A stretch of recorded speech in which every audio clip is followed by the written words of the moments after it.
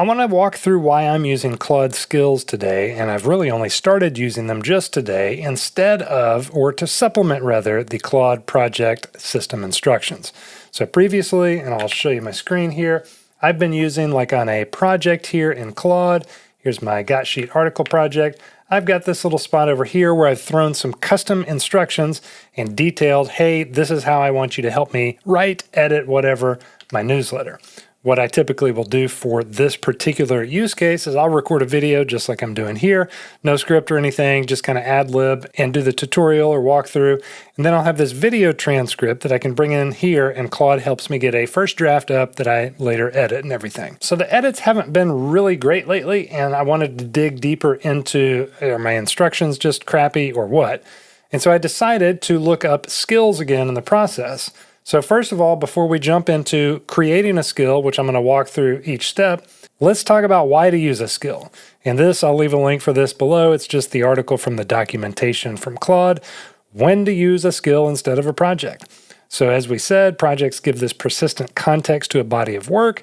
Skills teach Claude how to do a thing. So the projects, you can use them in tandem with each other. The project can contain all this background info, files, stuff like that to reference, while a skill could teach the Claude your team's writing standards or review processes, etc. Important right here. If you find yourself copying the same instructions across multiple projects, it's probably time to use a skill. And the thing with skills is you can just say in your chat, whether that's in a project or somewhere else, hey, use the Eamon Cottrell voice skill to write this article based on blah, blah, blah, blah, whatever context you need to give it. So it will automatically go to the skills files once you put it in there and look it up. It'll also do that if it has context clues. You don't have to explicitly say, use the Eamon Cottrell voice skill. If it picks up on that would be a good thing to use, it will do that automatically. So it will look through and reference the skills available in these chats. Okay, precursor aside, how did we do this? So what I did, these files over here on my desktop, these are transcripts that I downloaded from YouTube, some videos that I had up already. So I used some short videos, some long videos to get, I think the longest was like 20, 30 minutes. So I've got a decent amount of text in here that is how I talk in conversation, just like this, again, when I'm recording videos.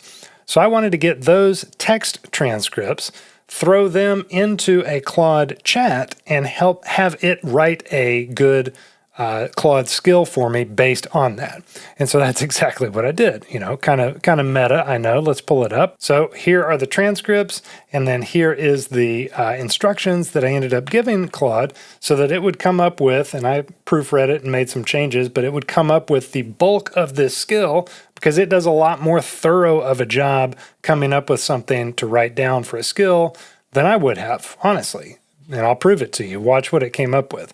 So it thought for a little bit. I'll talk about what it didn't do right here in a minute. But ultimately, it gave me a great starting point and quite a lengthy one over here. So we got the skill, the purpose, who Eamon is, voice context, core voice characteristics. It came up with things that I would just have not thought to mention. It was able to highlight specific language patterns. Apparently, I say bonkers and pretty darn and for crying out loud and things like this a lot. Sorry, and you're welcome. But it got all those slang terms, sentence structures. The sentences are often short, then medium, then he'll run a little bit longer when he's explaining something that needs more context, kind of like this, and I'll do an add-on or a run-on sentence, and it'll go a little bit longer, and then I'll do a short one. Talks about how he opens up, how he closes, what the voice is not. So it gave this lengthy explanation for this skill, and then it banned some phrases because I said, I don't want this to sound like AI jargon and AI crap. And it's not perfect. I had to edit it a little bit, but it kept out a bunch of these phrases. It made some content specific notes and so forth and so on. I'm not going to go through all that. The ultimate end story here is that it gave me a huge prompt to use for my Eamon Cottrell voice skill. All right, what do we do once we have this? This is in Markdown format. So you download this thing, and I've already got it downloaded right here, and I have made some edits to it, which let's go ahead and re-download it because it'll be worth it to talk about the edits. So here's version 1 that it gave me. And I've got this opened in VS Code. This is a MD file, so you're going to have trouble opening it unless you have a code editor like this, or you do it, you can open it in Google Docs, I believe now. At any rate, Markdown files, it's just the syntax. So it's a text file with this syntax on it. You've got your hash marks for headings. You got these little divisors for separating sections. That's basically it. The important thing and the only thing that Claude didn't get right here is that you have to have what's called front matter at the start of this. Actually, there's two things it got wrong. You have to have front matter at the start, so you can't just start out and say, here's the skill name and here's the purpose. You actually have to format it like this. And this is the edited version that I have live.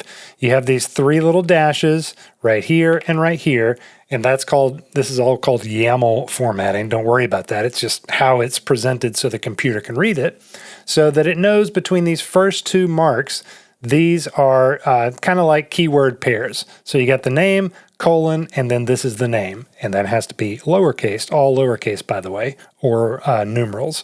And then same thing, description, colon, and then here's the description of what this skill does. That has to be there, name and description. Otherwise, it throws an error. Also, it's got to be named skill in all uppercases .md. So it's got to be a markdown file. That's why we have it in this weird format. And it's got to be entitled skill.md. So make those corrections if Claude messed yours up like it did mine. Once you've got it edited, then you have to zip it. But you can't just zip the file. You need to create a folder. And so I've got a folder down here that I put that first markdown file into right here. And then once you've got the folder created, then you right-click on the folder, click Compress To, and you make your zip file. And that's what we have right here. Below it is Amon Voice Skill Zip. So that's how you create it. Then how do you use it? Well, you go to Customize, then you go to Skills, and then right up here you go Plus. And now it will prompt you if you want to just prompt with it a little bit. Let's click that, see what it does. So it just takes us to another prompt section, just like what I did before. Only difference is I was inside of a project, kind of had some project instructions in there to go off of as well. But this explicitly tells it just what we did to create a skill. But what we did was we wrote our own, and now we're going to upload a skill. And then you drag it into here, and it will appear right here as one of your skills. And then it'll show all the text over here on the right-hand side. Here's where that YAML stuff comes into play. So the title is right here, and the description is right here. And then down below, all this stuff is just that regularly formatted markdown stuff. So we've got headings and then the explanation of what the skill needs to do. You can toggle on the code version here so you can see the actual YAML and the markdown syntax, or the more visually pleasing view just like this. That's how you do it. So what I have done is, let me go back to the projects, back to the Got Sheet articles. I'd like for you to write a quick article on Claude Code for beginners. This should be for absolute beginners, giving them the basic rundown. I will accompany this with a video so it does not need to go into great detail. All right, so now we've got this, and it's going to reference, check it out, reading Amon's voice skill. Because inside the project instructions, I didn't go over this, but I made one small edit to the project instructions saying to make sure to reference the Amon's voice skill when writing articles. So it's going to go through all this, and we'll check back and see what it came up with here in just a second. And it came in at 370 words. I did actually tell it to limit the word count in some of my previous iterations for this stuff, because it will go on a little bit longer than you really want it to and get into over-explaining quite easily. Here's the article. Claude Code is just Claude, but it actually does stuff. You've probably used Claude AI to write emails, summarize documents, brainstorm ideas. It's great for that, blah, blah, blah. Hey, look at that. We're using SE for summarize. That's interesting. Nice style. Claude Code is the version that doesn't have that problem. It runs in your terminal, can see your files, and it does things. All right, one thing, I love me a good M dash, but I am going to have to tell Claude to leave those out. I would prefer a comma or a semicolon, just because that's kind of it's a quirk of these AI writers. One of the best things about using Claude or your AI of choice for writing articles or helping to draft or edit articles is that it does a really good job of giving us at least a starting point for subject line, preview text, subject headings, social teasers, all this stuff. I could probably ask it to tease out even more information here than I'm having it give me. Hope that's helpful for you. Let me know in the comments what skill you are creating now that you know how and why and when to do it. Hope you'll subscribe to the channel. You can check out my free newsletter where we talk about AI strategy and automations for businesses in the description below. Talk to you later. Bye.